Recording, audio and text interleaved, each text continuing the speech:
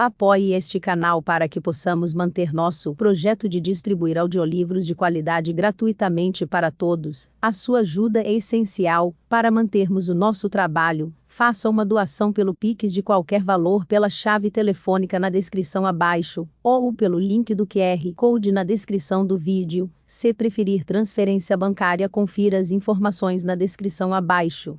Muito obrigado.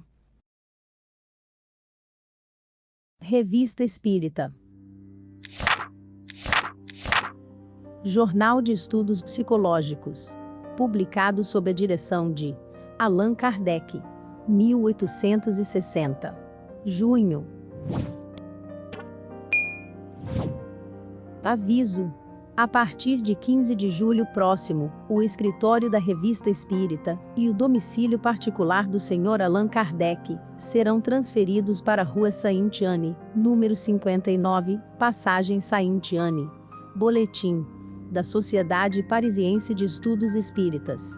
Sexta-feira, 4 de maio de 1860, sessão particular. Leitura da ata e dos trabalhos da sessão de 17 de abril.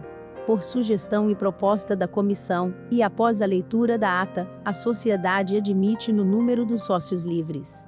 Primeiro, Sr. Achille R., empregado em Paris. Segundo, Sr. Serge de W., de Moscou. Comunicações diversas. Primeiro, carta da Sra. P., médium, de Rouen, dizendo que vários espíritos sofredores, evocados na sociedade, foram procurá-la espontaneamente, para agradecer as preces que ela fez por eles. Desde que ela recuperou a sua faculdade mediúnica, só tem tido trabalho com espíritos sofredores. Foi-lhe dito que sua missão era principalmente a de ajudá-los em seu alívio.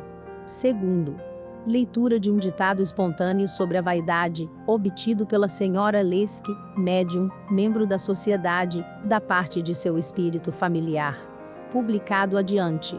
Terceiro, carta do Sr. Bernardac, datada de Bruxelas, contendo uma comunicação por ele obtida sobre a teoria da formação da Terra pela incrustação de vários corpos planetários, e o estado de catalepsia, em que se encontram seus primeiros habitantes, e os demais seres vivos. Tal comunicação ocorreu a propósito de um fenômeno de catalepsia voluntário, que se teria produzido com alguns habitantes da Índia, e do interior da África. O fenômeno consiste no fato de certos indivíduos se fazerem enterrar vivos, mediante pagamento em dinheiro, e retornarem à vida, vários meses depois, após serem retirados do sepulcro. O Sr. Arnaud Diá, membro da sociedade, antigo amigo e conselheiro do finado rei da Abissínia, e que residiu muito tempo naquele país, cita 2 fatos de seu conhecimento, um dos quais ocorreu na Inglaterra, e o outro na Índia, e que parecem confirmar a possibilidade da catalepsia voluntária de curta duração, mas declara jamais ter conhecido fatos de natureza semelhante aos citados pelo Sr. Bernardac. Estando o Senhor já familiarizado com a língua e os costumes daquele país, que observou como homem de ciência, seria surpreendente que fatos tão extraordinários assim não tivessem chegado ao seu conhecimento, de onde se pode supor que tenha havido exagero. Estudos. Primeiro, pergunta sobre a possibilidade de ser feita uma nova evocação do Sr. Jules Louis C., morto no Hospital do Val de Graça em condições excepcionais, e já evocado em 24 de fevereiro ver o número de abril. O pedido é motivado pela presença de uma pessoa de sua família, que nela tem grande interesse, e, além disso, pelo desejo de avaliar os progressos que ele realizou depois. São Luís responde que o espírito prefere ser chamado numa sessão íntima. Segundo, pergunta sobre a teoria da formação da Terra pela incrustação, e o estado cataléptico dos seres vivos em sua origem, a propósito da comunicação do Sr. Bernardac. Numerosas observações são feitas sobre o assunto por vários membros. Terceiro, estudo sobre o fenômeno, relatado na última sessão, de um cão que reconhece seu dono evocado. O espírito Charlette intervém espontaneamente na questão e desenvolve uma teoria da qual ressalta a possibilidade do fato. Publicada adiante. Sexta-feira, 11 de maio de 1860, Sessão Geral. Leitura da ata e dos trabalhos da sessão de 4 de maio. Comunicações diversas. Primeiro, carta do Sr. Habashi, escrita de Liverpool, na qual relata uma comunicação espontânea, que lhe foi dada por Adam Smith, sem que a tivesse provocado, depois a entrevista que se segue, na qual as respostas eram dadas em inglês, enquanto as perguntas eram feitas em francês. Nessa entrevista, Adam Smith critica o ponto de vista, que serviu de base ao seu sistema econômico. Diz ele que se hoje escrevesse o seu livro Sentimentos Morais, daria a estes, por princípio, a consciência inata, tendo por móvel especial o amor. Segundo, segunda carta do Sr. Bernardac, completando as comunicações obtidas sobre a catalepsia. Nota, numa sessão particular, interrogado quanto ao valor de tais comunicações, São Luís lhes confirma várias partes, mas acrescenta, por intermédio do Sr. T. Médium: podeis estudar essas coisas, mas vos aconselho a não as publicar ainda. São necessários muitos outros documentos, que vos serão fornecidos mais tarde, e que as circunstâncias trarão. Publicando-as agora, correis o risco de cometer graves erros, que mais tarde sereis obrigados a reconsiderar, o que seria muito desagradável e prejudicaria o espiritismo. Sede, pois, muito prudentes no que diz respeito às teorias científicas, pois é principalmente aí que deveis temer os espíritos impostores e pseudo-sábios. Lembrai-vos do que vos tem sido dito muitas vezes. Os espíritos não têm a missão de vos trazer a ciência acabada, que deve ser fruto do trabalho e do gênio humano, nem de levantar todos os véus, antes que o tempo tenha chegado. Tratai, sobretudo, de melhorar-vos. Eis o essencial. Deus levará mais em conta o vosso bom coração e vossa humildade, do que um saber no qual a curiosidade, muitas vezes, detém a maior parte. É praticando as suas leis, praticando-as, entendei bem, que mereceis ser favorecidos pelas comunicações dos espíritos verdadeiramente superiores, que jamais enganam. Não se pode ignorar a profundeza e alta sabedoria desses conselhos. Essa linguagem, ao mesmo tempo simples e sublime, marcada por extrema benevolência, contrasta singularmente com o tom altivo e categórico, ou a jactância dos espíritos que querem impor-se. Terceiro, leitura de uma notícia enviada pelo Sr. de T, contendo a descrição de um mundo muito superior, ao qual seu espírito foi transportado durante o sono. Parece que esse mundo tem muita analogia com o estado indicado para Júpiter, porém num grau ainda mais elevado. Primeiro, 2 ditados espontâneos são obtidos, um pela Sra. Parisse, assinado Luiz, e outro pelo Sr. Didier Filho, assinado Gerard de Nerval. Segundo, perguntas relativas à visão do Sr. T, dirigidas a São Luís. Vagas e incoerentes, as respostas acusam a evidente interferência de um espírito enganador. Terceiro, evocação de Adam Smith, a propósito da carta do Sr. Habashi. Pergunta sobre suas opiniões atuais, comparadas às emitidas em suas obras. Ele confirma o que disse ao Sr. Habashi, quanto ao erro do princípio, que lhe serviu de base nas suas apreciações morais. Sexta-feira, 18 de maio de 1860, sessão particular. Leitura da ata e dos trabalhos da última sessão. A conselho e por proposta do comitê, e após relatório verbal, a sociedade recebeu, no número de seus associados livres. Primeiro, Sr. B, negociante em Paris. Segundo, Sr. C, negociante na mesma cidade. Comunicações diversas. Primeiro, leitura da comunicação seguinte, recebida em sessão particular, a propósito dos trabalhos da última sessão, pela Sra. S. Médium. Pergunta: por que São Luís não se comunicou sexta-feira passada pelo Sr. Didier, e deixou falar-se um espírito enganador? Resposta: São Luís estava presente, mas não quis falar. Aliás, não reconhecestes que não era ele? É o essencial. Não fostes enganados, desde que vos destes conta da impostura. Pergunta: com que objetivo ele não quis falar? Resposta: podeis perguntar a ele mesmo. Está aqui. Pergunta: São Luís poderia esclarecer o motivo de sua abstenção? Resposta: ficastes contrariado com o que aconteceu, entretanto, deveis saber que nada acontece sem motivo. Muitas vezes há coisas, cujo objetivo não compreendeis, que a princípio parecem mais, porque sois muito impacientes, mas cuja sabedoria mais tarde reconheceis. Ficai, pois, tranquilos e não vos inquieteis por nada, sabemos distinguir os que são sinceros e velamos por eles.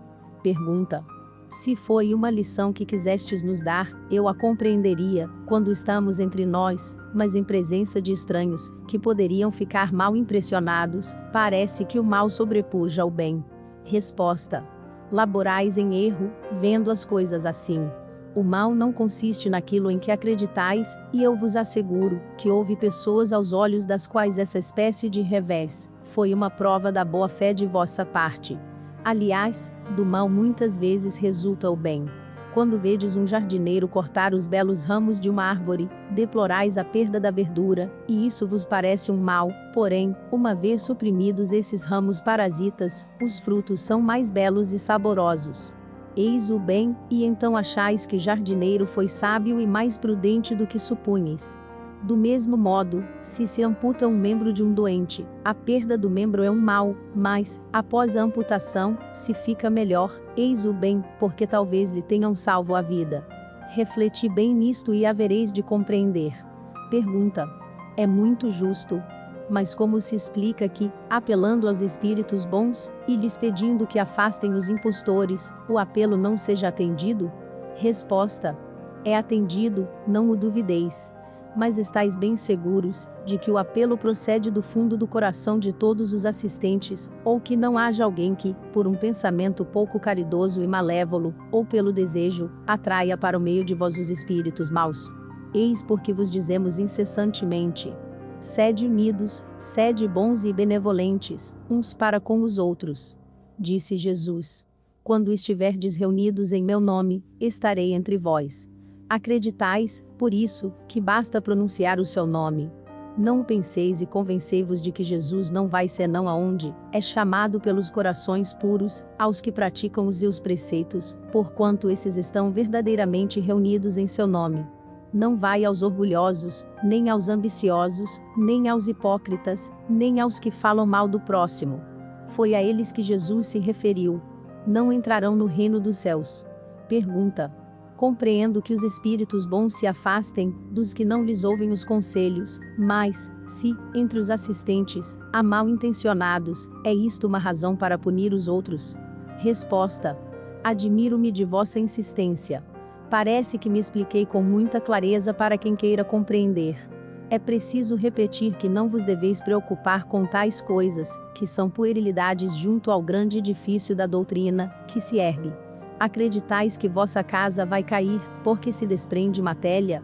Duvidais de nosso poder, de nossa benevolência? Não? Pois bem, deixai-nos então agir, e ficai certos de que todo pensamento, bom ou mau, tem seu eco no seio do Eterno. Pergunta: nada dissestes a respeito da invocação geral, que fazemos no começo de cada sessão. Podeis dizer o que pensais? Resposta: deveis sempre apelar aos espíritos bons, a forma, bem o sabeis, é insignificante. O pensamento é tudo. Admirai-vos do que se passou, mas examinastes bem o rosto dos que vos escutavam quando fazias essa invocação. Não percebestes, mais de uma vez, o sorriso de sarcasmo em certos lábios? Que espíritos pensais que tragam essas pessoas? Espíritos que, como elas, se riem das coisas mais sagradas. É por isso que vos digo para não admitirdes o primeiro que vier, evitando os curiosos, e os que não vêm para se instruírem. Cada coisa virá a seu tempo, e ninguém pode prejulgar os desígnios de Deus. Em verdade vos digo, que aqueles que hoje sorriem destas coisas não rirão por muito tempo. São Luís. II. Nota dirigida pelo Sr. Jobardi, de Bruxelas, sobre a evocação por ele feita do Sr. C.H. de BR, falecido recentemente. 3º. Leitura de uma comunicação obtida pela Sra. Leske, médium, membro da sociedade, com interessantes explicações sobre a história do espírito e do cãozinho. Publicada adiante. 4º. Outro ditado espontâneo do mesmo médium, sobre a tristeza e a mágoa. 5º. carta do Sr. B., professor de ciências, sobre a teoria que lhe foi dada, das horas fixas, nas quais cada espírito pode manifestar-se. Essa teoria é por todos considerada, sem exceção, como resultado de uma obsessão da parte de espíritos sistemáticos e ignorantes. A experiência e o raciocínio demonstram a saciedade que ela não merece um exame sério. Sexto, relato de um fato curioso, referente a um retrato pintado sob a influência de uma mediunidade natural intuitiva. O Sr. T., pintor, tinha perdido o pai numa idade em que não podia conservar nenhuma lembrança de seus traços. Como os outros membros da família, lamentava vivamente não ter nenhum retrato dele. Certo dia, quando se achava em seu ateliê, teve uma espécie de visão, ou, antes, uma imagem se lhe desenhou no cérebro, e ele se pôs a reproduzi-la na tela. Sua execução tomou várias sessões, e, de cada vez, a mesma imagem se apresentava a ele. Veio-lhe a ideia de que pudesse ser seu pai, mas não falou a ninguém. Quando o retrato foi concluído, ele o mostrou aos parentes e todos o reconheceram sem hesitar. Estudos. Primeiro, 4 ditados espontâneos são obtidos simultaneamente. O primeiro, pela senhorita Wet, do espírito que começou a escrever suas memórias. O segundo, pela senhora S., sobre a fantasia, de Alfred de Musset. O terceiro, pela senhorita Stephanie S., de um espírito familiar, falecido há alguns anos, e que em vida se chamava Gustave Lenormand. É um espírito ainda pouco adiantado, de um caráter alegre e espirituoso, mas muito bom, muito prestativo, e que é considerado, em várias famílias onde muito aparece, como amigo da casa. Um dia havia dito que viria expulsar os espíritos maus. O quarto, da senhorita Parice, assinado Luiz. Segundo, evocação do Sr. B., professor de ciências, vivo, do qual se falou acima, e que tinha sido designado por outro espírito, como podendo dar informações sobre François Bailly, médico do século XVII, cuja biografia querem fazer. O resultado dessa evocação tende a provar que Bailly, morto, e o Sr. B., vivo, são a mesma pessoa. Com efeito, este último forneceu as informações desejadas, e deu várias explicações do mais alto interesse. Serão publicadas. Sexta-feira, 25 de maio de 1860, Sessão Geral. Leitura da ata, e dos trabalhos da última sessão. Comunicações diversas. Primeiro, carta do Dr. Moreri, contendo uma apreciação, do ponto de vista científico, da medicação empregada, sob sua direção, pela senhorita Desiree Godu, publicada adiante. Segundo, leitura de um ditado espontâneo obtido pela senhora Leske, médium, sobre a miséria humana. Terceiro, leitura de uma série de comunicações deveras notáveis, recebidas em sessões particulares por diversos membros da família russa W serão publicadas. Quarto, leitura da evocação feita em sessão particular da senhora Duretti, falecida em 7 Fargélia. A 1º de maio. Encerra importantes apreciações sobre os médiuns. Estudos. Primeiro, evocação da senhora Duretti, série de suas comunicações. Segundo, evocação de Charles de Saint-G, débil mental de 13 anos. Faz curiosas revelações sobre o estado desse espírito, antes e durante a sua encarnação. Publicada adiante. Terceiro, estudo sobre o Sr. V., oficial da Marinha, vivo, que conservou a lembrança precisa de sua existência e morte na época de São Bartolomeu. Será publicada.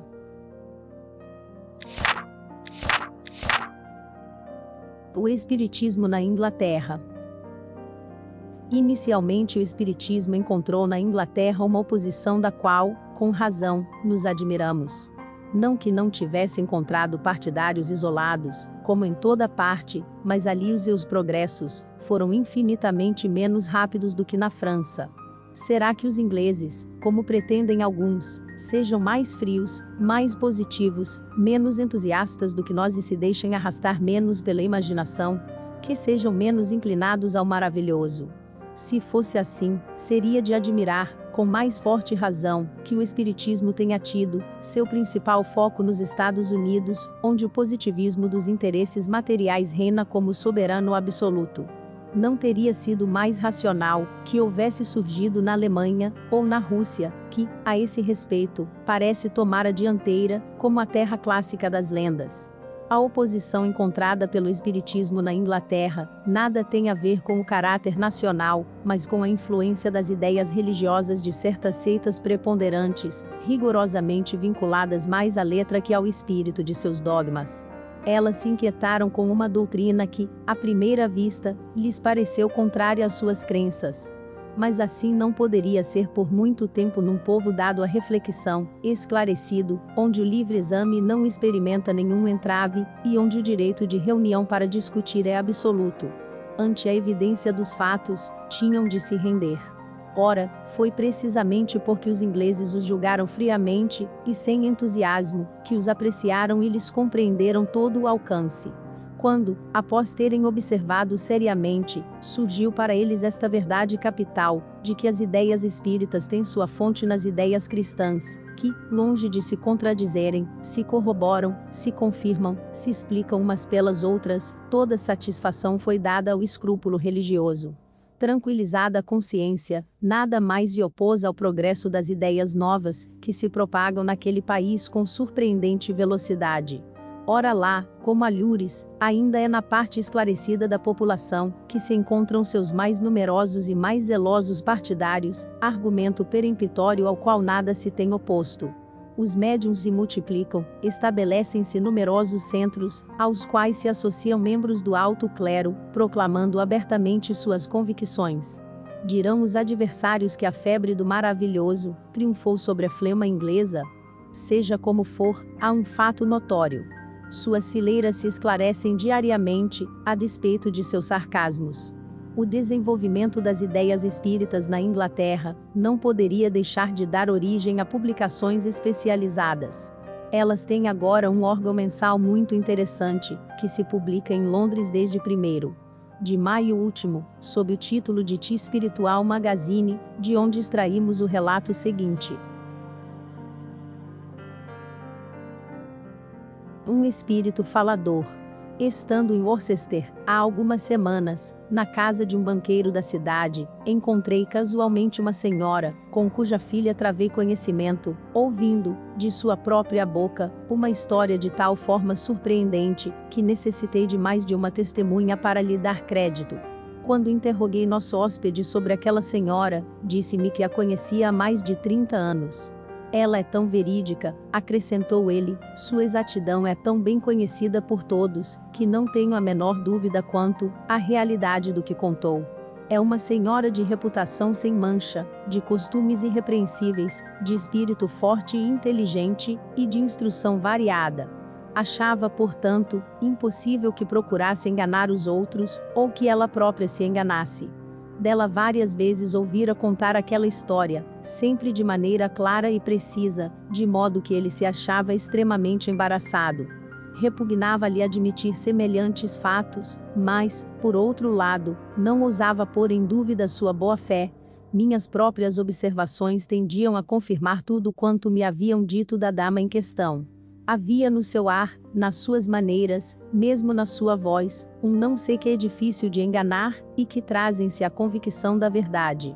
Era-me, pois, impossível não julgá-la sincera, tanto mais que parecia falar de tais coisas com evidente repugnância. O banqueiro me havia dito que era muito difícil convencê-la a falar do assunto, porque, em geral, achava os ouvintes mais dispostos a rir do que a crer. Acrescentai a isso que, nem ela nem o banqueiro conheciam o espiritismo, ou dele tinham ouvido falar. Eis o relato dessa senhora. Por volta de 1820, tendo deixado nossa casa de Suffolk, fomos morar na cidade de Porto de Mar na França. Nossa família compunha-se de meu pai, minha mãe, uma irmã, um irmão de cerca de 12 anos, eu e um doméstico inglês.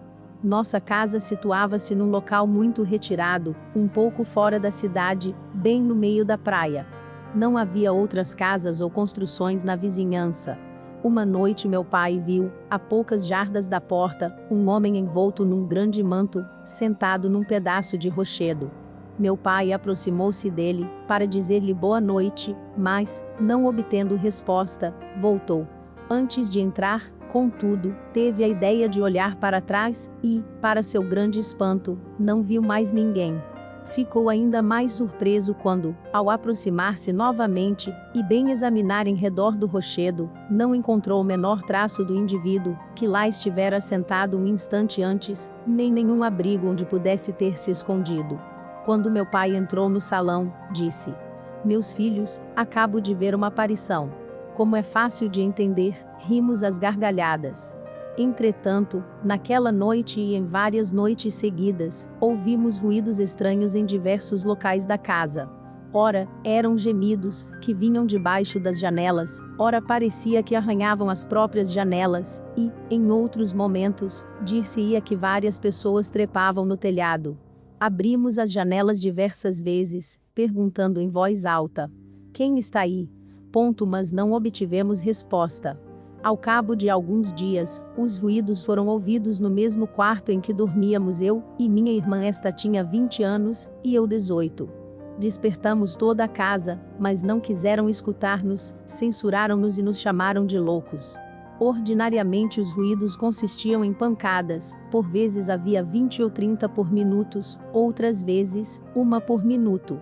Por fim, os ruídos internos e externos, também foram ouvidos por nossos pais, que se viram constrangidos a admitir não se tratar de imaginação. Então, se recordaram da aparição. Mas, como não estivéssemos muito apavorados, acabamos por nos habituar a todo esse barulho. Uma noite, quando batiam, como de hábito, veio-me a ideia de dizer: "Se és um espírito, bate 6 pancadas." Imediatamente, ouvi bater 6 golpes com toda clareza. Com o tempo esses ruídos, tornaram-se de tal modo familiares, que não apenas não tínhamos medo, como deixaram de ser desagradáveis. Agora vou contar a parte mais curiosa desta história. Confesso que hesitaria em vou-la comunicar, não a tivessem testemunhado todos os membros de minha família. Meu irmão, então menino, mas agora um homem muito distinto em sua profissão, poderá, caso se faça necessário, confirmar todos os detalhes. Além das batidas em nosso quarto, começamos a ouvir, principalmente no salão, como que uma voz humana. A primeira vez que a ouvimos, minha irmã estava ao piano, cantávamos uma romanza, e eis que o espírito se pôs a cantar conosco. Podem imaginar o nosso espanto. Não havia meio de duvidar da realidade do fato, porque, pouco depois, a voz começou a falar-nos de maneira clara e inteligível, intrometendo-se, de vez em quando, em nossa conversa. A voz era baixa, os tons lentos, solenes e muito distintos. O espírito nos falava sempre em francês. Disse chamar-se Gaspardi, mas, quando queríamos interrogá-lo sobre sua história pessoal, não respondia, também jamais quis explicar o motivo que o levara a pôr-se em contato conosco. Geralmente pensávamos que fosse espanhol, sem atinar, contudo, de onde nos vinha tal ideia. Chamava cada membro da família por seu nome de batismo, algumas vezes recitava versos, e constantemente procurava inculcar-nos sentimentos de moralidade cristã, sem, contudo, jamais tocar nas questões dogmáticas. Parecia desejoso de nos fazer compreender o que há de grandioso na virtude, o que há de belo na harmonia, que reina entre os membros de uma mesma família. Uma vez em que minha irmã e eu tivemos uma ligeira discussão, ouvimos a voz dizer: "M está errado, S tem razão." Desde que se tornou conhecido, ocupou-se constantemente em nos dar bons conselhos. Certa vez meu pai estava muito inquieto a propósito de alguns documentos que temia haver perdido e queria encontrar. Gaspardi lhe disse onde estavam, em nossa velha casa de Suffolk. Procuraram e os encontraram no exato lugar que fora indicado. As coisas continuaram a passar-se assim durante mais de 3 anos. Todas as pessoas da família, sem excetuar os domésticos, tinham ouvido a voz. A presença do espírito, de que não duvidávamos, era sempre uma grande felicidade para todos nós, era considerado, ao mesmo tempo, como nosso companheiro e nosso protetor. Um dia nos disse: durante alguns meses não estarei convosco. Com efeito, suas visitas cessaram por vários meses. Uma noite, ouvimos aquela voz, que tão bem conhecíamos, dizer: eis-me ainda entre vós. Seria difícil descrever o nosso júbilo. Até aqui tínhamos sempre ouvido, mas jamais o vimos. Uma noite meu irmão disse: Gaspardi, gostaria muito de te ver. A voz respondeu: eu vos contentarei. Ver-me-eis, se quiserdes ir até o outro lado da praça. Meu irmão nos deixou, mas logo retornou, dizendo: vi Gaspardi, ele usava um grande manto, e um chapéu de abas largas. Olhei por baixo do chapéu, e ele sorriu. Sim, disse a voz, intervindo na conversa, era eu. A maneira por que nos deixou, de repente, foi-nos muito sensível. Voltamos a Suffolk, e ali, como na França, durante várias semanas após nossa chegada, Gaspardi continuou a conversar conosco. Uma noite nos disse: vou deixar-vos para sempre, suceder-vos-ia uma desgraça, se eu ficasse junto a vós neste país, onde nossas comunicações seriam mal compreendidas e mal interpretadas. Desde então, acrescentou a senhora, com um acento de tristeza, como se falasse de um ser amado, que a morte arrebatou, não mais ouvimos a voz de Gaspardi. Eis os fatos, como nos foram contados. Tudo isto me faz refletir e pode levar vossos leitores, quem sabe, a refletir também. Não pretendo dar nenhuma explicação, nenhuma opinião. Direi apenas que tenho inteira confiança na boa-fé da pessoa de quem os ouvi, e subscrevo meu nome, como garantia da exatidão de meu relato. S.C.A.U. O Espírito e o Cãozinho. Sociedade, 4 de maio de 1860. Médium. Senhor Didier. O Senhor G.G., de Marselha, nos transmite o seguinte fato. Um rapaz faleceu há 8 meses, e sua família, na qual há 13 irmãs médiums, o evoca quase diariamente, por meio de uma cesta. Cada vez que o espírito é chamado, um cãozinho, do qual muito gostava, salta sobre a mesa, e vem cheirar a cesta, soltando pequenos ganidos. A primeira vez que isto aconteceu, a cesta escreveu: meu bravo cachorrinho, que me reconhece. Não presenciei o fato, mas as pessoas, das quais o ouvi várias vezes, o testemunharam e são excelentes espíritas, e muito sérias para que eu possa pôr em dúvida sua veracidade. Perguntei a mim mesmo, se o perispírito conservava partículas materiais suficientes, para afetar o olfato do cão, ou se este seria dotado da faculdade de ver os espíritos. É um problema que me parece útil aprofundar, caso ainda não esteja resolvido. 1. Evocação do Senhor M. morto há 8 meses, do qual acabamos de falar. Resposta: eis-me aqui. 2. Confirmais o fato relativo ao vosso cão, que vem cheirar a cesta que serve às vossas evocações, e que parece reconhecer-vos. Resposta: sim. 3. Poderíeis dizer-nos a causa que atrai o cão para a cesta? Resposta: a extrema finura dos sentidos pode levar a adivinhar a presença do espírito, e até vê-lo. 4. O cão vos vê, ou vos sente? Resposta: o olfato, sobretudo, e o fluido magnético. Charlotte Observação. Charlotte, o pintor, deu à sociedade uma série de comunicações muito notáveis sobre os animais, e que publicaremos brevemente. Por certo foi a esse título, que interferiu espontaneamente na presente vocação. 5. Considerando que Charlotte quer mesmo intervir na questão de que nos ocupamos, nós lhe pedimos que dê algumas explicações a respeito. Resposta: com prazer. O fato é perfeitamente verossímil, e, em consequência, natural. Falo em geral, pois não conheço aquele de que se trata. O cão é dotado de uma organização muito particular, compreende o homem, e tudo. Sente-o, segue-o em todas as suas ações com a curiosidade de uma criança, ama-o e chega mesmo a ponto, e temos muitos exemplos, para confirmar o que adiantamos, de a ele se devotar. O cão deve ser, não tenho certeza, entendei bem, um desses animais vindos de um mundo já avançado, para sustentar o homem em seu sofrimento, servi-lo, guardá-lo. Acabo de falar das qualidades morais que, positivamente, o cão possui. Quanto às suas faculdades sensitivas, são extremamente apuradas. Todos os caçadores conhecem a sutileza do faro do cão. Além dessa faculdade, o cão compreende quase todas as ações do homem, compreende a importância de sua morte.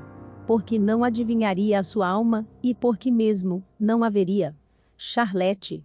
No dia seguinte, a senhora Leske, médium, membro da sociedade, obteve em particular a explicação seguinte, sobre o mesmo assunto.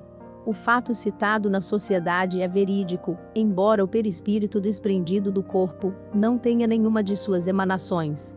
O cão farejava a presença do dono. Quando digo farejava, entendo que seus órgãos percebiam, sem que os olhos vissem, sem que o nariz sentisse, mas todo o seu ser estava advertido da presença do dono, e essa advertência lhe era dada, sobretudo, pela vontade que se desprendia do espírito dos que evocavam o morto.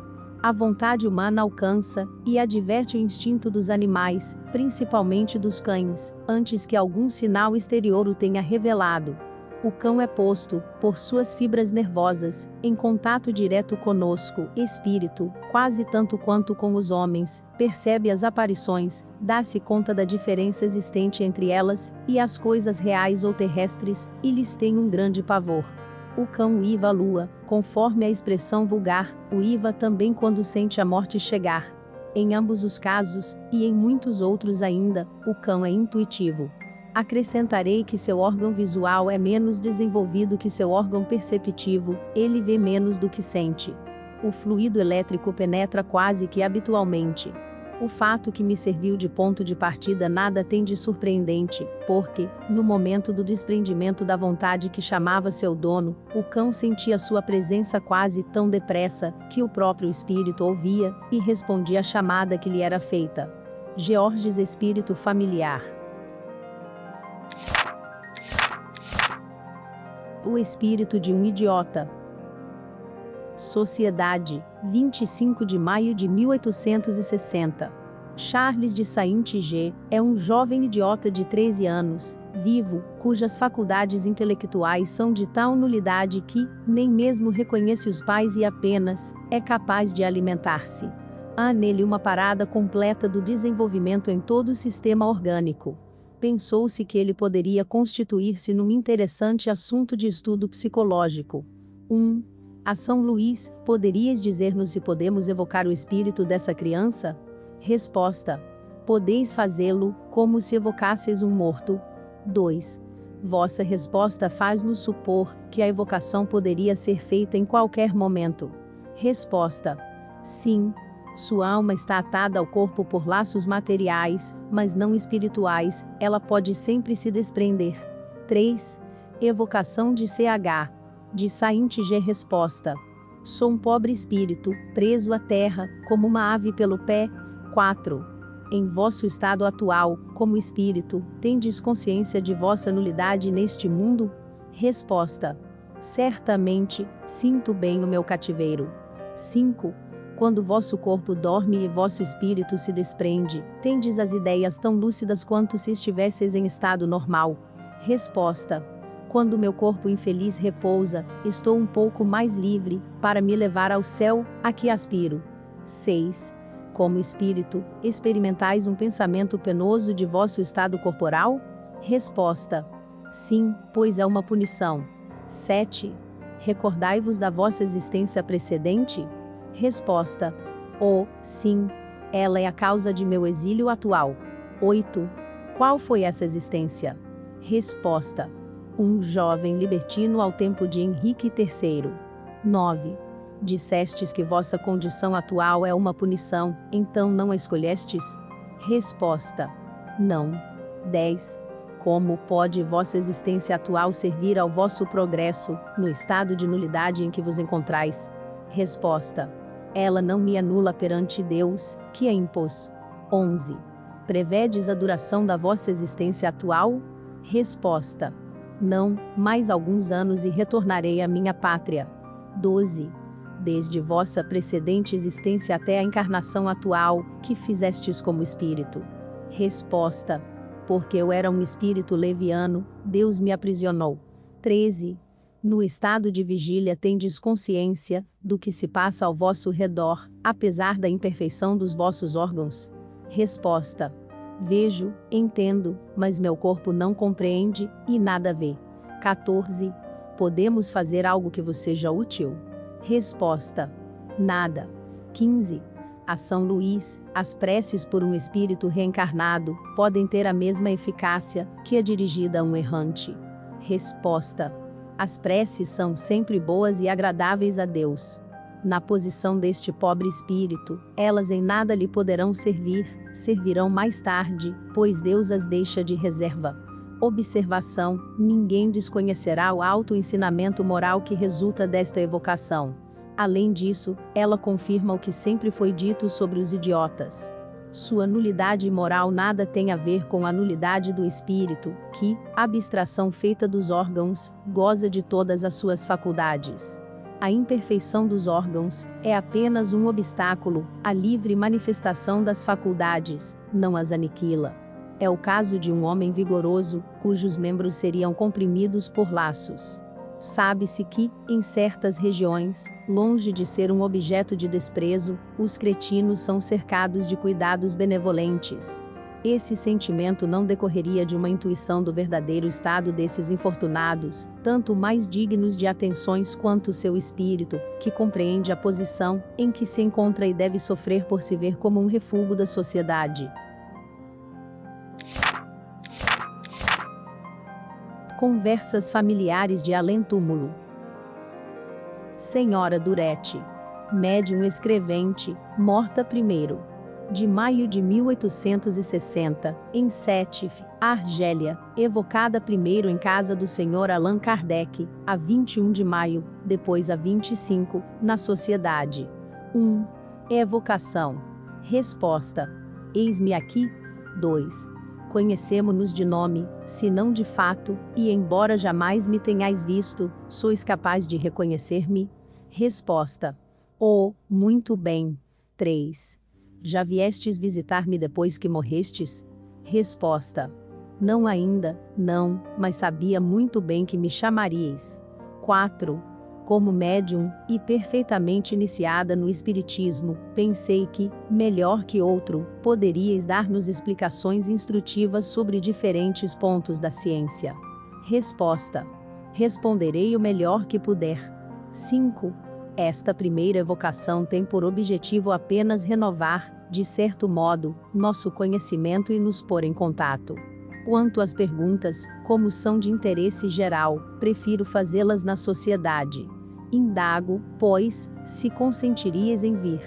Resposta: sim, com prazer. Responderei e pedirei a Deus que me esclareça. 6. Há 5 médiuns aqui, tendes preferência por algum deles, para vos servir de intérprete? Resposta: isto me é indiferente, contanto que seja um bom médium. 7. Como médium, fostes enganada alguma vez pelos espíritos em vossas comunicações? Resposta: oh, muitas vezes. Há poucos médiuns que não o sejam mais, ou menos. Nota: no dia seguinte a senhora Durete manifestou-se espontaneamente e confessou pesar por não lhe terem feito maior número de perguntas na véspera. 8. Se não o fiz, como disse, foi porque as reservava para a sociedade. Queria tão somente assegurar-me se podia contar convosco. Resposta: o que se faz em vossa casa, também é dado para a instrução da sociedade, e, muitas vezes, é útil aproveitar os instantes em que o espírito quer comunicar-se, pois nem sempre as condições lhe são igualmente favoráveis. 9. Quais as circunstâncias que lhe podem ser favoráveis? Resposta: há muitas que conheceis, mas é preciso saibais que isso, nem sempre depende dele. Por vezes necessita ser assistido por outros espíritos, que podem não estar ali no momento. 10. Considerando que viestes espontaneamente, devo supor que estais num desses momentos propícios, e o aproveitarei, se quiserdes. Dissestes ontem que muitas vezes fostes enganada como médium. Vedes agora os espíritos que vos enganaram? Resposta: sim, vejo-os perfeitamente. Bem que eles ainda gostariam de me envolver, mas vejo bastante claro, agora. Não sou mais o seu joguete. Então os repilo. 11. Dissestes também que há poucos médiuns, que não tenham sido mais ou menos enganados. De que depende isto? Resposta. Muito do médium e daquele que interroga. 12. Poderias explicar mais claramente? Resposta. Quero dizer que sempre é possível preservar-se dos espíritos maus, desde que se o queira. A primeira condição para isso é não os atrair pela fraqueza ou pelos defeitos. Quanto vos teria a dizer sobre isto? Se os médiuns soubessem todo o erro que cometem, dando trela aos espíritos malévolos. 13. É no mundo dos espíritos que cometem erros? Resposta.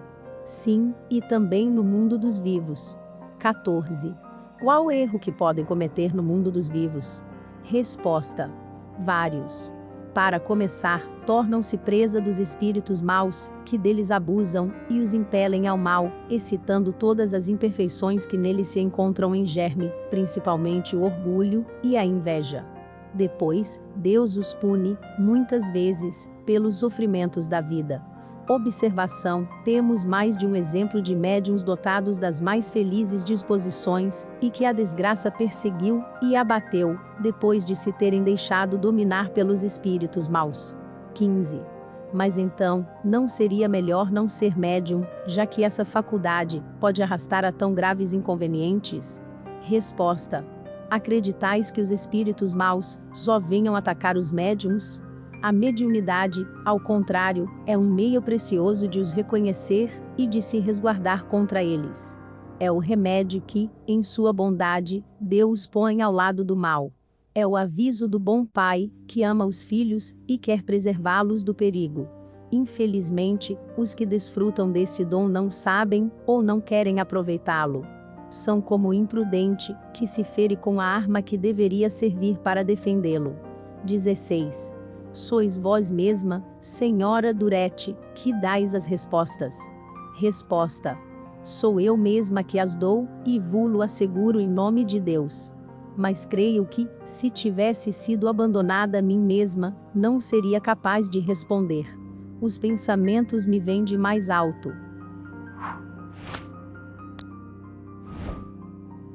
17.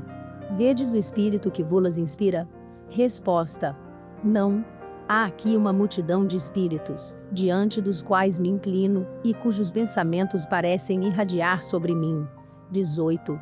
Assim, um espírito pode receber inspiração de outros, tão bem quanto aquele que está encarnado, e lhe servir de intermediário? Resposta. Não o duvideis, muitas vezes julga responder por si mesmo, quando não é mais que um eco. 19. Quer os pensamentos sejam pessoalmente vossos, quer sejam sugeridos, pouco nos importa, desde que sejam bons, e nós agradecemos aos espíritos bons que vos sugerem. Mas então, perguntarei, por que esses mesmos espíritos não respondem diretamente? Resposta. Eles o fariam, se os interrogasseis. Foi a mim que evocastes. Eles querem responder, e então, servem-se de mim para minha própria instrução. 20. O espírito que obsidiou um médium em vida ainda obsidiará após a morte? Resposta. A morte não liberta o homem da obsessão dos espíritos maus, é a figura dos demônios, atormentando as almas penadas. Sim, esses espíritos os perseguem após a morte, e lhes causam terríveis sofrimentos, porque o espírito atormentado se sente sob uma constrição, de que não se pode desembaraçar. Aquele, ao contrário, que se libertou da obsessão em vida, é forte, e os espíritos maus o encaram com temor e respeito, encontraram o seu mestre. 21. Há muitos médiuns realmente bons, na completa acepção da palavra? Resposta. Não são os médicos que faltam, mas os bons médicos são raros. Dá-se o mesmo com os médiuns? 22. Por qual sinal podemos reconhecer que as comunicações de um médium merecem confiança? Resposta. As comunicações dos espíritos bons têm um caráter com o qual não podemos nos enganar, quando nos damos ao trabalho de as estudar. Quanto ao médium, o melhor seria aquele que jamais tivesse sido enganado, pois isso seria a prova de que só atrai espíritos bons. 23. mas não há médiuns dotados de excelentes qualidades morais e que são enganados? Resposta: sim, os espíritos maus podem fazer tentativas e não triunfam senão pela fraqueza ou pela excessiva confiança do médium que se deixa enganar. Mas isso não dura, e os espíritos bons facilmente vencem, quando há vontade. 24. A faculdade mediúnica é independente das qualidades morais do médium? Resposta: sim. Muitas vezes é dada em alto grau a pessoas viciosas, a fim de ajudá-las a corrigir-se. Será que os doentes não precisam mais de remédio que as pessoas sadias? Os espíritos maus por vezes lhes dão bons conselhos sem o saber, a isso são impelidos pelos bons. Mas elas não os aproveitam, porque, por orgulho, não os tomam para si. Observação: isto é perfeitamente exato. Muitas vezes temos visto espíritos inferiores darem rudes lições em termos pouco comedidos, assinalar defeitos, expor ao ridículo as imperfeições alheias, com mais ou menos habilidade, conforme as circunstâncias, e por vezes de modo muito espirituoso. 25. Espíritos bons podem comunicar-se por maus médiuns? Resposta: algumas vezes médiuns imperfeitos podem receber belas comunicações, que não procederiam senão dos espíritos bons. Mas, quanto mais sábias e sublimes, tanto mais culpados serão os médiuns por não as aproveitar. Ou, sim, são muito culpados e sofrerão cruelmente por sua cegueira. 26. As boas intenções e as qualidades pessoais de quem interroga podem conjurar os espíritos maus, atraídos por um médium imperfeito, e lhe assegurar boas comunicações? Resposta: os espíritos bons apreciam a intenção e, quando julgam útil, podem servir-se de qualquer espécie de médium, conforme o objetivo a que se propõe. Mas, em geral, as comunicações são tanto mais seguras quanto mais sérias as qualidades do médium. 27. Como nenhum homem é perfeito, segue-se que não há médiuns perfeitos? Resposta: há os que são tão perfeitos quanto o comporta a humanidade terrena. São raros, mas existem, são os preferidos de Deus, e se preparam grandes alegrias no mundo dos espíritos. 28. Quais os defeitos que dão mais acesso aos espíritos maus? Resposta: já vô-lo disse. O orgulho e a inveja, sendo esta uma consequência do orgulho e do egoísmo. Deus ama os humildes e castiga os soberbos. 29. Diz o concluís que o médium que não é humilde não merece nenhuma confiança? Resposta: não de maneira absoluta. Mas se no médium reconheceis orgulho, inveja e pouca caridade, tendes muito mais chances de ser enganado. Observação: o que leva a perder muitos médiuns é o fato de se julgarem os únicos capazes de receber boas comunicações e desprezarem as dos outros. Julgam que são profetas, quando não passam de intérpretes de espíritos astuciosos, que os enlaçam em suas redes, persuadindo-os de que tudo quanto escrevem é sublime e não mais precisam de conselhos. A crença de certos médiuns na infalibilidade e na superioridade de suas comunicações é tal, que nelas tocar é quase uma profanação, delas duvidar é quase uma injúria, mais ainda. É até expor-se a deles fazer inimigos, porquanto mais valeria dizer a um poeta que os seus versos são maus. Esse sentimento, que tem por princípio evidente o orgulho, é alimentado pelos espíritos que os assistem, e que têm muito cuidado em lhes inspirar o afastamento de quem quer que os possa esclarecer. Só isto deveria ser suficiente para lhes abrir os olhos, caso não estivessem fascinados. Há um princípio que ninguém poderia contestar: os espíritos bons só aconselham o bem. Portanto, tudo quanto não for o bem, no sentido absoluto, não pode provir de um espírito bom. Consequentemente, todo conselho ditado, ou todo sentimento inspirado, que reflita o menor pensamento mau, é, por isso mesmo, de origem suspeita, sejam quais forem as qualidades, ou a redundância do estilo. Um sinal não menos característico dessa origem é a lisonja, de que os espíritos maus são pródigos em relação a certos médiuns. A propósito, sabem exaltar os dotes físicos, ou as qualidades morais, afagar as secretas inclinações, excitar a cobiça e a cupidez, e, mesmo censurar o orgulho, e aconselhar a humildade, agrilhoar-lhes a vaidade e o amor próprio. Um dos meios que empregam consiste, sobretudo, em convencê-los de sua superioridade como médiuns, apresentando-os como apóstolos de missões, pelo menos duvidosas, e para as quais a primeira de todas as qualidades seria a humildade, unida à simplicidade e à caridade. Fascinados pelo nome de seres venerados, dos quais se julgam intérpretes, não percebem as verdadeiras intenções dos falsos espíritos, malgrado seu, porquanto seria impossível a espíritos inferiores simular completamente todas as qualidades que não possuem. Os médiuns não se libertarão verdadeiramente da obsessão de que são alvos senão quando compreenderem esta verdade. Só então os espíritos maus, por seu lado, compreenderão que perdem tempo com pessoas que não poderiam pegar em falta. Sociedade, 25 de maio de 1860. 30. Ao que parece, vosso marido possui a faculdade da vidência. Ele a tem realmente? Resposta: sim, positivamente. 31. Diz ele vos ter visto 2 vezes após vossa morte. Isto é verdade? Resposta: é bem verdade. 32. Os médiuns videntes estão expostos a ser enganados pelos espíritos impostores, como os médiuns escreventes?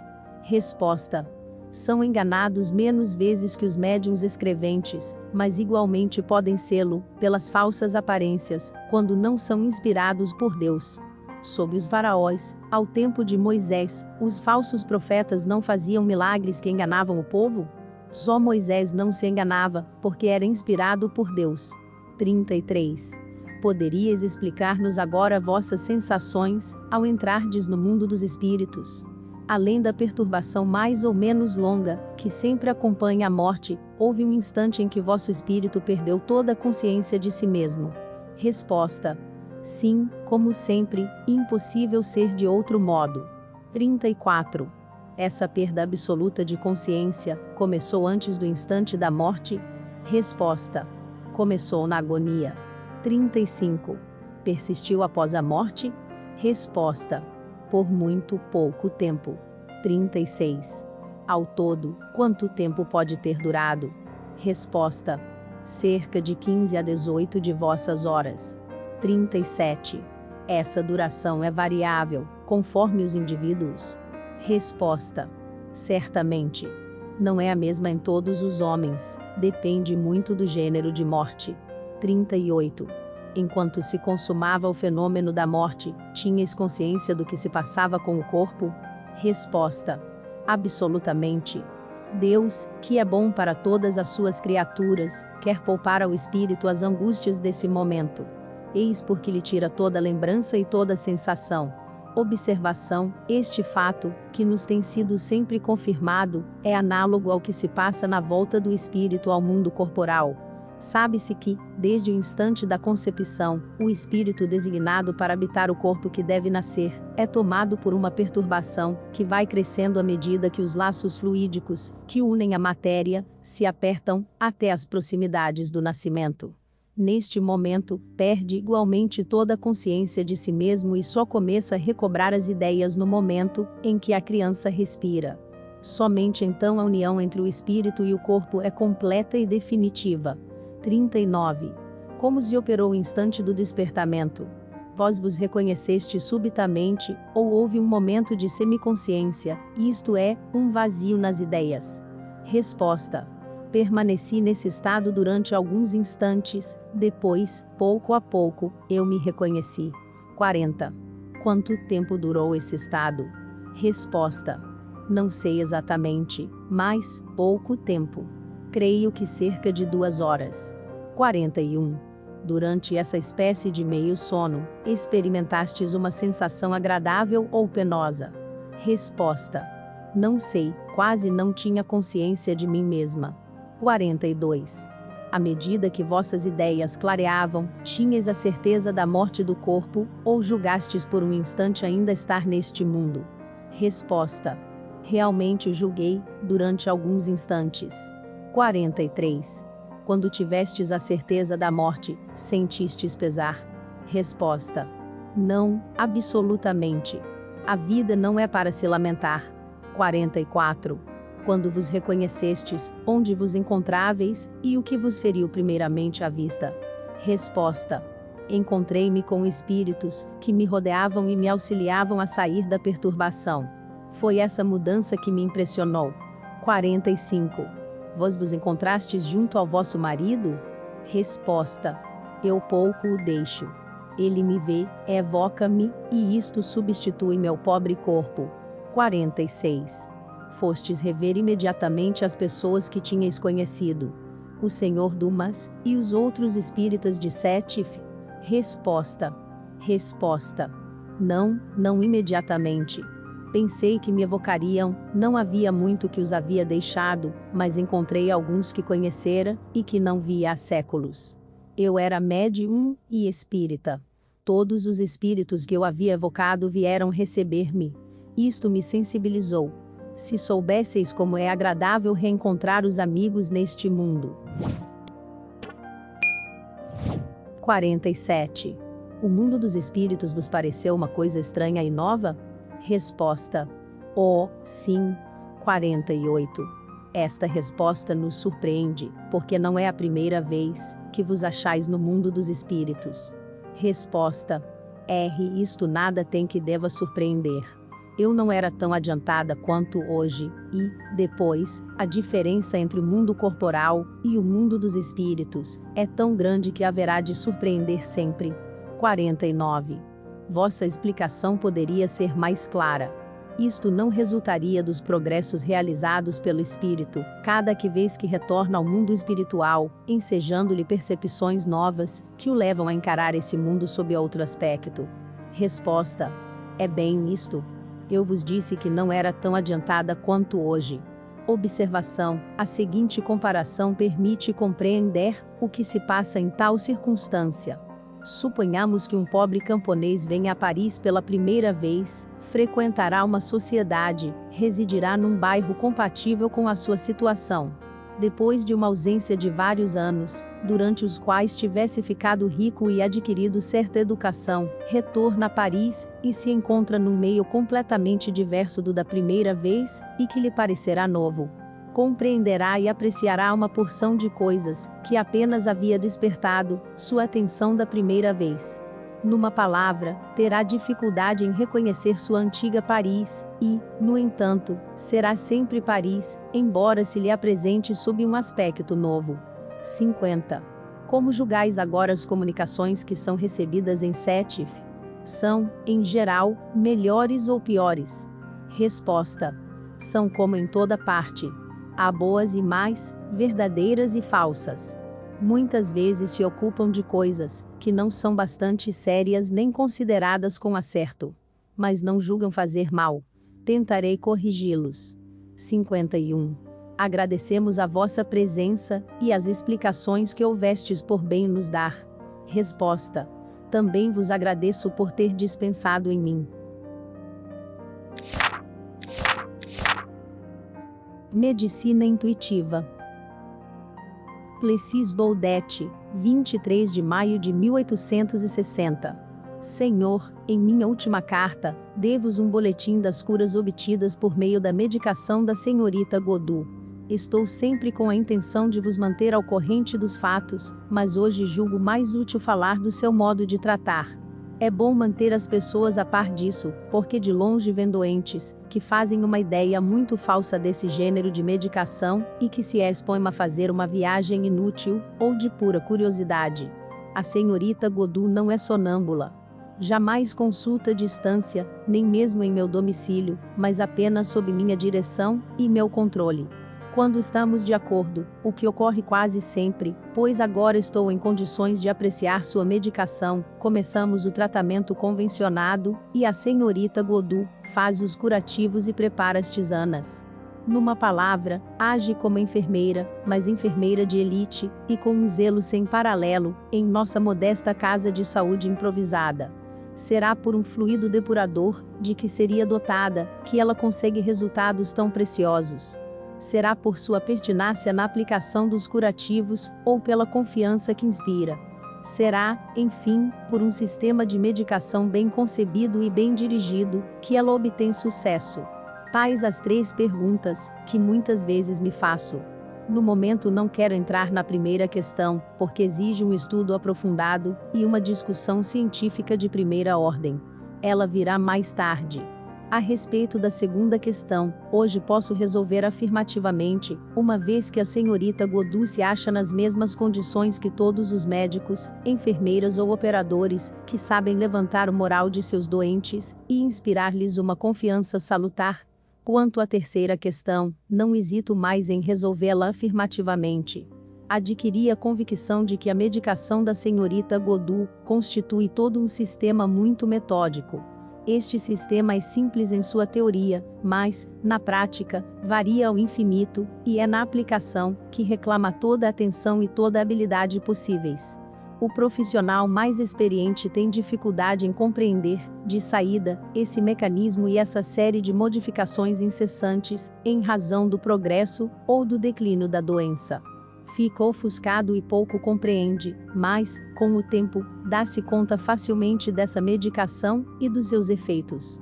Seria longo demais enumerar em detalhes, e, corrente calamo, todo um sistema médico novo para nós, embora, por certo, muito antigo em relação à idade dos homens em nosso planeta. Eis as bases sobre as quais repousa o sistema, que raramente sai da medicina revulsiva. Na maioria dos casos, a senhorita Godou aplica um tópico extrativo, composto de uma ou 2 matérias, encontradas em toda parte, na choupana como no castelo. Esse tópico tem uma ação de tal modo enérgica, que se obtém efeitos incomparavelmente superiores a todos os nossos revulsivos conhecidos, sem excetuar o cautério atual e as mochas. Às vezes, ela se limita à aplicação de vesicatórios, quando um efeito mais enérgico não é indispensável. A habilidade consiste em proporcionar o remédio ao mal, em manter uma supuração constante e variada, e eis o que ela obtém com um unguento tão simples, que não se pode classificar no número dos medicamentos. Pode ser assimilado aos ceratos simples, e mesmo aos cataplasmas, entretanto, tal unguento produz efeitos duráveis e muito variados.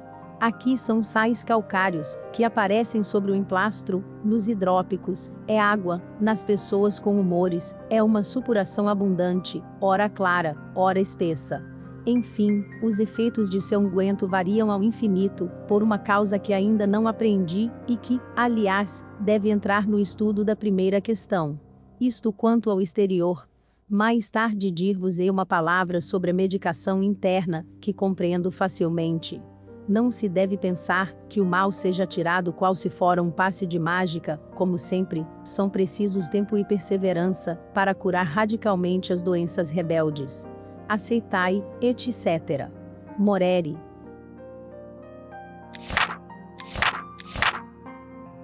Uma semente de loucura. O jornal de Laute Saone narrou, ultimamente, o seguinte fato. Viram-se reis destronados sepultar-se nas ruínas de seus palácios, vêem-se infelizes jogadores renunciarem à vida após a perda da fortuna, mas um proprietário que se suicida para não sobreviver à expropriação de um pedaço de terra, é o que talvez jamais se tenha visto, antes do caso que relatamos. Um proprietário de Saint-Loup foi advertido de que uma de suas quintas seria expropriada, no dia 14 de maio, pela Companhia de Estradas de Ferro do Leste. A informação o afetou vivamente. Não podendo suportar a separação de suas terras, deu sinais de alienação mental. No dia 2 de maio, saiu de sua casa, às 3 horas da manhã, e afogou-se no rio de Combelté. Realmente, é difícil suicidar-se por um motivo tão fútil, e um ato tão desarrazoado, não pode ser explicado senão por um transtorno cerebral, mas o que teria produzido esse transtorno? Indubitavelmente, não foi a crença nos espíritos. O fato da desapropriação do terreno? Mas então, por que não se tornam loucos todos aqueles cujas terras são desapropriadas? Dirão que é, porque nem todos têm o cérebro tão fraco. Então, admitis uma predisposição natural à loucura, e não poderia ser de outra forma, já que a mesma causa, nem sempre produz o mesmo efeito. Já o dissemos muitas vezes, em resposta aos que acusam o espiritismo de provocar a loucura. Que digam, se, antes de cogitar-se dos espíritos, não havia loucos, e se não há loucos, entre os que não creem nos espíritos. uma causa física, ou uma violenta comoção moral apenas, poderão produzir uma loucura momentânea.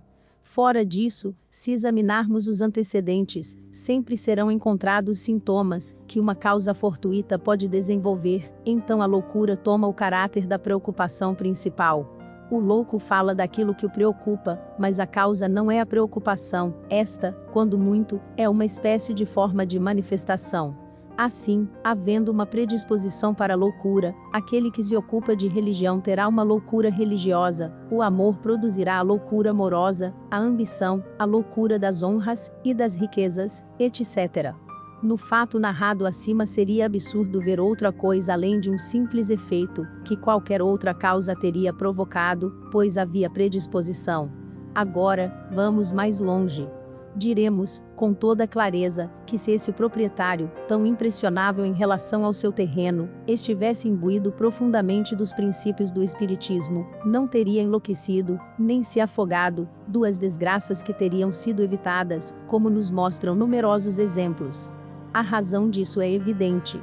A loucura tem como causa primeira uma fraqueza moral relativa, que torna o indivíduo incapaz de suportar o choque de certas impressões, no número das quais figura, ao menos em 3/4 partes, a mágoa, o desespero, o desapontamento e todas as tribulações da vida. Dar ao homem a força necessária para ver tais coisas com indiferença, é atenuar a causa mais frequente, que o leva à loucura e ao suicídio. Ora, essa força ele atira da doutrina espírita bem compreendida.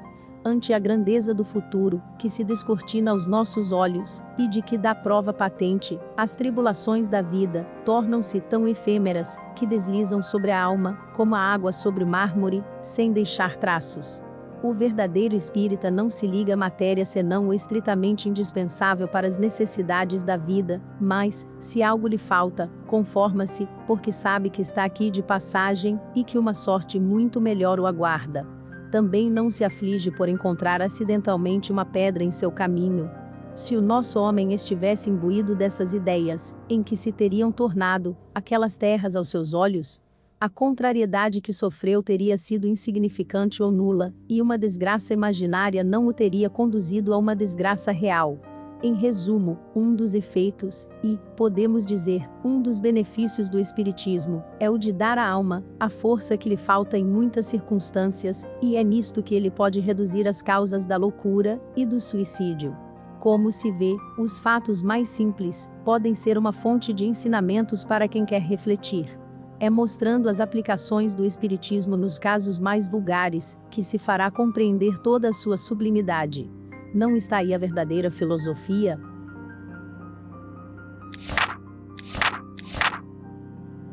Tradição muçulmana. Extraímos a passagem seguinte da sábia e notável obra, que o Sr. Gerald Saintini publicou, sob o título de 3 anos na Judéia. Quando o sultão de Babel Bakhtunassar Nabucodonosor foi enviado por Deus para punir os filhos de Israel, que tinham abandonado a doutrina da unidade, despojou o templo de todos os objetos preciosos que lá se achavam reunidos. E, reservando para si mesmo o trono de Salomão, com seus suportes, os 2 leões de ouro puro, animados por uma arte mágica, que defendiam a entrada, distribuiu o resto do saque aos diversos reis de sua corte. O rei de Rom recebeu o hábito de Adão, e a vara de Moisés. O rei de Antaqui teve o trono de Quelquis, e o pavão maravilhoso, cuja cauda, toda em pedrarias, formava no trono um rico do céu. O rei de Andaluzia tomou a mesa de ouro do profeta. Um cofre em pedra, que continha a Torá Bíblia. Estava no meio de todas essas riquezas, e ninguém lhe dava atenção embora, de todos os tesouros, fosse o mais precioso. Assim, deixaram-no abandonado ao capricho dos ladrões, que percorriam a cidade e o templo, passando a mão em tudo que encontravam. O depósito da palavra divina desapareceu nessa imensa desordem. 40 anos mais tarde, estando aplacada a sua cólera, Deus resolveu estabelecer os filhos de Israel em sua herança, e suscitou o profeta Esdras. Que Deus o salve, predestinado pela vontade divina a uma missão gloriosa. Ele passara toda a juventude na prece e na meditação, negligenciando as ciências humanas, para absorver-se na contemplação do ser infinito, e vivia separado do mundo, no interior de uma das grutas que cercavam a cidade santa. Essa gruta ainda hoje se chama El Azeri. Obedecendo a ordem de Deus, saiu de seu retiro e veio entre os filhos de Israel para indicar-lhes como deveriam reconstruir o templo e restabelecer a honra dos antigos ritos. Mas o povo não acreditou na missão do profeta. Declarou que não se submeteria à lei, que até cessaria os trabalhos de construção do templo, e iria habitar outras terras, se não lhe apresentassem o livro, em que nosso Senhor Moisés, que Deus o salve, tinha consignado todas as prescrições religiosas a ele ditadas no Monte Sinai.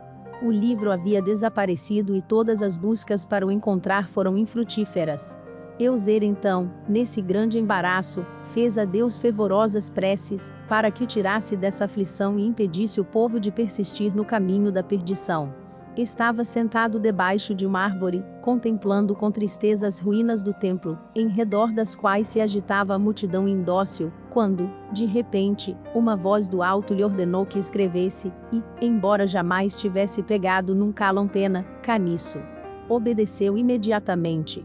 Depois da prece do meio-dia até o dia seguinte à mesma hora, sem se alimentar, sem se levantar do lugar bendito onde estava sentado, continuou a escrever tudo quanto lhe ditava a voz celeste, não hesitando um só instante, nem mesmo se detendo ante as trevas da noite, porquanto uma luz sobrenatural iluminava o seu espírito, e um anjo lhe guiava a mão. Todos os filhos de Israel estavam assombrados e contemplavam em silêncio essa manifestação da onipotência divina. Mas quando o profeta terminou sua cópia milagrosa, os imãs, invejosos do favor particular do qual acabavam de ser objeto, pretenderam que o novo livro fosse uma invenção diabólica, e que em nada se parecia com o antigo. Euzer dirigiu-se novamente à bondade infinita, e, cedendo a uma súbita inspiração, encaminhou-se, seguido por todo o povo, para a fonte de Siloé. Chegado diante da fonte, levantou as mãos ao céu, proferiu uma longa e ardente prece, e, com ele, toda a multidão se prostrou. De repente apareceu uma pedra quadrada na superfície da água, flutuando como se sustentada por mão invisível. Nela os imãs reconheceram, trêmulos, o cofre sagrado, há muito perdido. Euzer o tomou com respeito. O cofre abriu-se por si mesmo, a Torá de Moisés saiu dele, qual se fora animada de vida própria, e a nova cópia, escapando-se do seio do profeta, foi colocar-se na caixa sagrada. A dúvida não era mais permitida.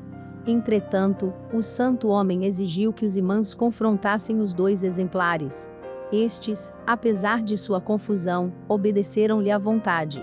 Após longo exame, testemunharam em altas vozes que, nem uma só palavra, nem um carequete acento fazia a menor diferença entre o livro escrito por Euzer e o que tinha sido traçado por Moisés. Desde que prestaram essa homenagem à verdade, Deus, para os punir de seus erros, apagou os seus olhos e os mergulhou nas trevas eternas. Assim, os filhos de Israel foram trazidos à fé de seus pais. O lugar onde se havia sentado, o chefe que Deus lhes tinha dado, foi chamado depois Kermesh-Sheik, cercado ou vinha do cheque. Quem não reconhecerá neste relato vários fenômenos espíritas, que os médiuns reproduzem aos nossos olhos, e que nada tem de sobrenatural?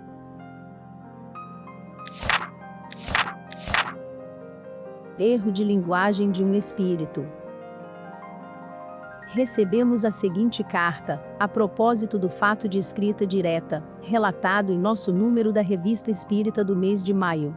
Senhor, somente hoje li o vosso número de maio, e nele encontro o relato de uma experiência de escrita direta, feita em minha presença, em casa da senhorita Wet.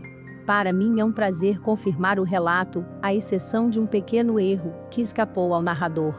Não é God loves you, mas God love you, que encontramos no papel, isto é, o verbo love, sem a letra S, não estava na terceira pessoa do presente do indicativo. Assim, não se poderia traduzir por Deus vos ama, a menos que se subentenda a palavra que, e se dê à frase uma forma de imperativo, ou de subjuntivo.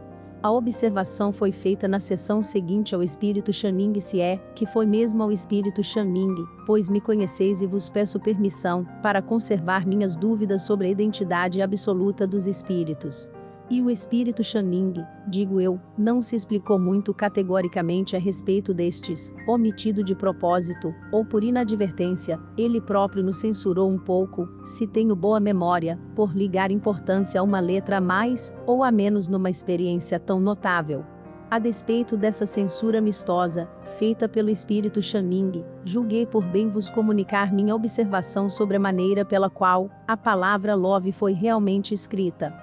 O honrado Sr. E.B., que ficou com o papel, pôde mostrá-lo e o mostrará a muitas pessoas, e entre estas poderão achar-se algumas, que tenham conhecimento do vosso último número. Ora, importa, e estou persuadido de que também pensais como eu, que a maior fidelidade se encontre no relato de fatos tão estranhos, e tão maravilhosos que obtemos. Aceitai, etc. Mathieu havíamos notado perfeitamente a falta assinalada pelo Sr. Mathieu, e nos incumbimos de a corrigir, embora sabendo, por experiência, que os espíritos ligam pouquíssima importância a esses tipos de pecadilhos, com os quais os mais esclarecidos não têm nenhum escrúpulo.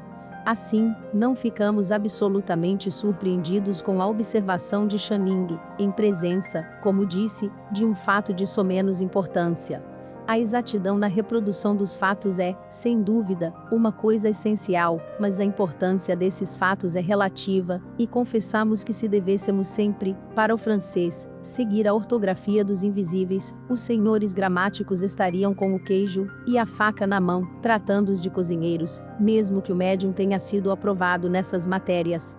Temos um, ou uma, na sociedade, favorecido com todos esses diplomas, e cujas comunicações, embora escritas muito pausadamente, contêm numerosos erros desse gênero. Os espíritos sempre nos têm dito: ligai-vos ao fundo, e não à forma, para nós, o pensamento é tudo, a forma, nada. Corrigi, pois, a forma, se quiserdes. Nós vos deixamos esse cuidado. Se, portanto, a forma for defeituosa, não a conservamos senão quando pode servir de ensinamento. Ora, tal não era o caso, em nossa opinião, no fato acima, porquanto o sentido era bastante evidente.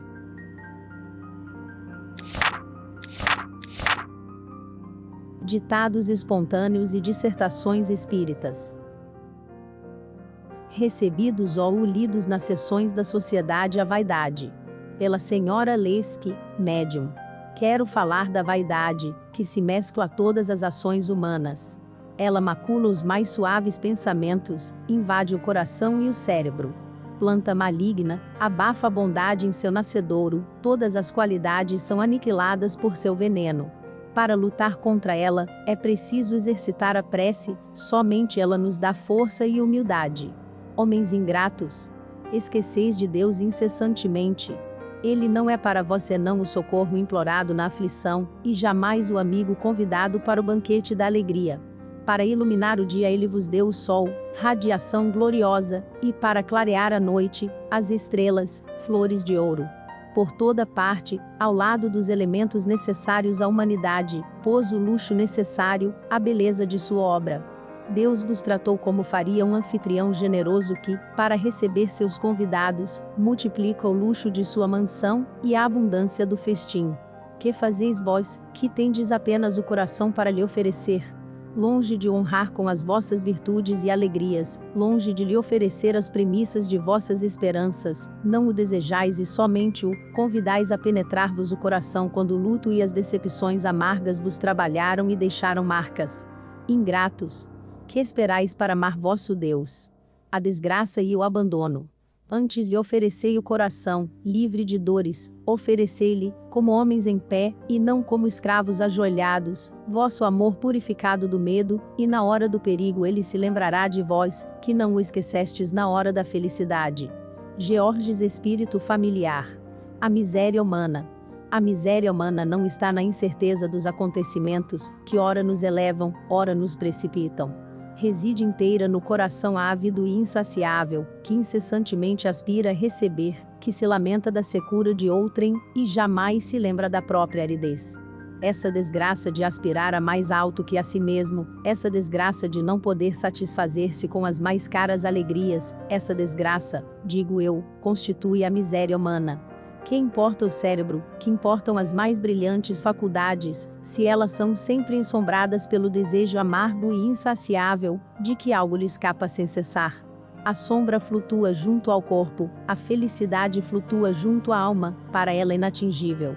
Não deveis, entretanto, nem vos lamentar, nem maldizer a sorte, porque essa sombra, essa felicidade, fugidia e imóvel como a onda, pelo ardor e pela angústia que deposita no coração, dá-nos a prova da divindade aprisionada na humanidade.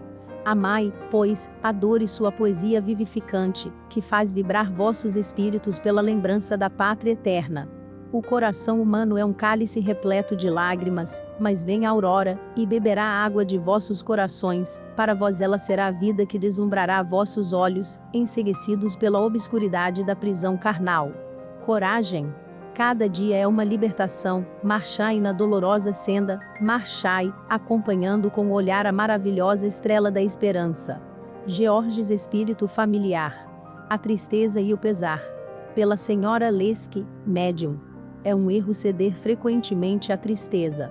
Não vos enganeis. O pesar é o sentimento firme e honesto, que se apossa do homem atingido no coração, ou nos interesses, mas a fastidiosa tristeza, é apenas a manifestação física do sangue em sua lentidão, ou rapidez de curso. A tristeza encobre com seu nome muito egoísmo, muitas fraquezas, debilita o espírito que a ela se abandona. O pesar, ao contrário, é o pão dos fortes. Este amargo alimento nutre as faculdades do espírito, e diminui a parte animal. Não procureis o martírio do corpo, mas sede ávidos pelo tormento da alma. Os homens compreendem que devem mover suas pernas e braços, para manter a vida do corpo, mas não compreendem que devem sofrer, para exercitar as faculdades morais. A felicidade, ou apenas a alegria, são hóspedes tão passageiros da humanidade que não podeis, sem ser por elas esmagados, suportar sua presença, por mais leve que seja. Fostes feitos para sofrer, e sonhar incessantemente com a felicidade, porquanto sois aves sem asas, chumbados ao solo, que olhais o céu e desejais o espaço. Georges Espírito Familiar. Observação: estas duas comunicações encerram, incontestavelmente, belíssimos pensamentos e imagens de grande elevação, mas nos parecem escritas sob o império de ideias um pouco sombrias, e um tanto misantrópicas. Dir-se-ia haver nelas a expressão de um coração ulcerado. O espírito que as ditou faleceu há poucos anos. Em vida era amigo do médium, do qual, após a morte, se tornou gênio familiar. Era um pintor de talento, cuja vida tinha sido calma e muito despreocupada. Mas quem sabe se teria sido o mesmo na existência anterior. Seja como for, todas as suas comunicações atestam muita profundeza e sabedoria. Poderiam pensar que fossem o reflexo do caráter do médium. A senhora Leske é, incontestavelmente, uma mulher muito séria, e acima do vulgo, sob muitos aspectos, e é isso, sem dúvida, a abstração feita à sua faculdade mediúnica, que lhe granjeia a simpatia dos espíritos bons. Mas a comunicação seguinte, obtida na sociedade, prova que pode receber outras de caráter muito variado. A fantasia. Médium, senhora Leske. Queres que te fale da fantasia? Ela foi minha rainha, minha dona, minha escrava. Eu a servi e a dominei. Sempre submetido às suas adoráveis flutuações, jamais lhe fui infiel. É ainda ela quem me impele a falar de outra coisa. Da facilidade com que o coração carrega dois amores, facilidade desprezada e muito censurada. Considero absurda essa censura dos bons burgueses, que só gostam de seus pequenos vícios moderados, mais enfadonhos ainda que suas virtudes, do mesmo modo que uma cerca viva de arbustos delimita os jardins de um padre, eles só admitem o que seus miolos limitados podem compreender. Tens medo do que te digo? Fica tranquila, Musset tem a sua garra, não se lhe pode pedir gentilezas de cãezinhos amestrados. É preciso suportar e compreender seus gracejos, verdadeiros sob sua frívola aparência, tristes sob sua alegria, risonhos nas suas lágrimas. Alfred de Musset. Observação: uma pessoa que só tinha ouvido esta comunicação por ocasião de sua primeira leitura dizia, numa sessão íntima, que lhe parecia de pouca significação. O espírito Sócrates, que participava da conversa, respondendo a essa observação, escreveu espontaneamente: Não, tu te enganas, relê a mensagem, há coisas boas, ela é muito inteligente, e isto tem o seu lado bom. Disse que nisso se conhece o homem. Com efeito, é mais fácil provar a identidade de um espírito do vosso tempo do que do meu, e, para certas pessoas, é útil que, de vez em quando, tenhais comunicações deste gênero. Certo dia em que se conversava sobre os médiuns, e sobre o caráter de Alfred de Musset, que um dos assistentes acusava de ter sido muito material em vida, o poeta escreveu espontaneamente a notável comunicação que se segue, por um de seus médiuns preferidos. Influência do médium sobre o espírito. Médium, Senhora Schmidt. Somente os espíritos superiores podem comunicar-se indistintamente por todos os médiuns e manter em toda parte a mesma linguagem. Mas eu não sou um espírito superior, razão por que, às vezes, sou um pouco material. Contudo, sou mais adiantado do que imaginais. Quando nos comunicamos por um médium, a emanação de sua natureza se reflete mais ou menos sobre nós. Por exemplo, se o médium é dessas naturezas, em que predomina o coração, desses seres elevados, capazes de sofrer por seus irmãos, enfim, dessas almas devotadas, nobres, que a infelicidade tornou fortes, e que ficaram puras em meio à tormenta, então o reflexo faz bem, no sentido de nos corrigirmos espontaneamente, e nossa linguagem se ressentir. Mas no caso contrário, se nos comunicamos por um médium de natureza menos elevada, servimo-nos pura e simplesmente de sua faculdade, como nos utilizamos de um instrumento. É então que nos tornamos, o que chamas de um pouco material. Dizemos coisas espirituosas, se quiseres, mas deixamos de lado o coração. Pergunta: os médiuns instruídos, de espírito culto, são mais aptos a receber comunicações elevadas, do que os que não têm instrução? Resposta: não, repito. Somente a essência da alma se reflete sobre os espíritos, mas os espíritos superiores são os únicos invulneráveis. Alfred de Musset.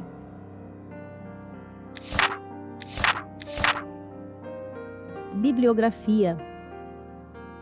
Num artigo acima falamos de uma nova publicação periódica sobre o Espiritismo, feita em Londres, sob o título de T Spiritual Magazine. A Itália não fica a reboque do movimento, que conduz as ideias para o mundo invisível. Recebemos o prospecto de um jornal que se publica em Gênova, sob o título de El Amore del Vero, periódico di Scienze, Letteratura, Belle Arti, Magnetismo Animale, Homeopatia, Eletrotelegrafia, Spiritismo, etc. Sotto la direzione dei Signoridi Pietro Gatti e B. Maineri. Esse jornal aparece 3 vezes por mês, em cadernos de 18 páginas.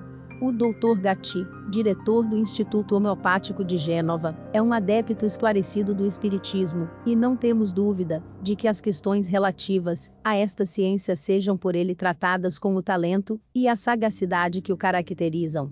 A história de Joana d'Arc, ditada por ela mesma a senhorita Hermance Falques, cuja reimpressão anunciamos, acaba de aparecer na livraria Ledoyen. Já nos referimos a essa obra notável na Revista Espírita, número de janeiro de 1858. Desde essa época nossa opinião não variou quanto à sua importância, não somente do ponto de vista histórico, mas como um dos fatos mais curiosos de manifestação espírita. A reimpressão era vivamente reclamada, e não duvidamos que obtenha um sucesso tanto maior, quanto os partidários da nova ciência são hoje mais numerosos do que no tempo da primeira publicação. Allan Kardec. Fique por dentro dos lançamentos de audiolivros do nosso canal, pelo Telegram no link na descrição do vídeo. Assim você não perde nenhum lançamento. Apoie este canal para que possamos manter nosso projeto de distribuir audiolivros de qualidade gratuitamente para todos. A sua ajuda é essencial para mantermos o nosso trabalho. Faça uma doação pelo Pix de qualquer valor pela chave telefônica na descrição abaixo, ou pelo link do QR Code na descrição do vídeo. Se preferir transferência bancária, confira as informações na descrição abaixo. Muito obrigado.